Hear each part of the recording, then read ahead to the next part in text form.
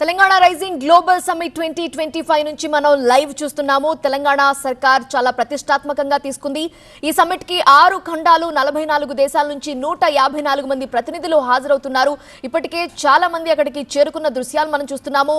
ముఖ్యమంత్రి జిష్ణుదేవ్ వర్మ, గవర్నర్, ఇంకా మంత్రులు, కేంద్ర మంత్రి కిషన్ రెడ్డి, ఇంకా పలువురు ప్రముఖులు, రాజకీయ నాయకులు, పారిశ్రామికవేత్తలు, సీఈఓలు, పలు కంపెనీలకు సంబంధించిన సీఈఓలు వివిధ దేశాల నుంచి అక్కడికి చేరుకున్న దృశ్యం మనం చూస్తున్నాము.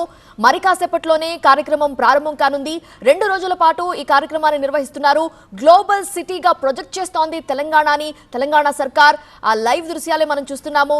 తెలంగాణ విజన్ ఏ విధంగా ఉండబోతోంది, ప్రపంచ దేశాలు పోటీ పడుతున్న నేపథ్యంలో తెలంగాణ విజన్ ఏంటో, విజన్ 2047 లక్ష్యంగా ఎలాంటి ప్రణాళికలు రూపొందించుకున్నారో, తెలంగాణలో ఎలాంటి అవకాశాలున్నాయి, తెలంగాణ ప్రభుత్వం నుండి ఎలాంటి సహకారం ఉంటుంది, వీటన్నిటినీ కూడా ఆవిష్కరించబోతున్నారు.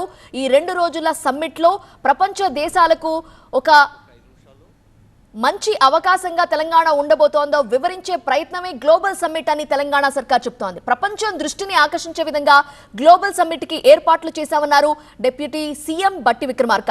మెగా ఈవెంట్ మెగా సక్సెస్ అవుతుందని, పెట్టుబడులు ఆకర్షించడానికి సమ్మిట్ కాదు, తెలంగాణ విజన్ ఏంటో అందరికీ వివరిస్తామని అన్నారు. సమ్మిట్ పై హరీష్ రావు విమర్శలు అర్ధరహితమని, తెలంగాణ విజన్ కి సహకరించాలని విపక్షాలను కోరుతున్నామని అన్నారు డిప్యూటీ సీఎం బట్టి.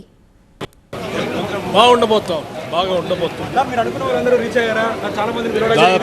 దాదాపు అందరు రీచ్ అవుతా ఉన్నారు సాధ్యమైనంతున్నారు.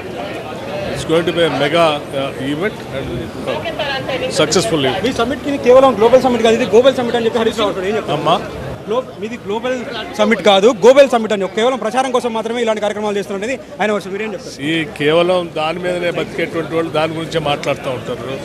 బట్ మేము ఈ రాష్ట్ర ప్రయోజనాల దృష్ట్యా మొదలుపెట్టిన కార్యక్రమం. 2 సంవత్సరాల్లో ఏం చేసామో చెప్పాము, ఏం చేయబోతున్నాం.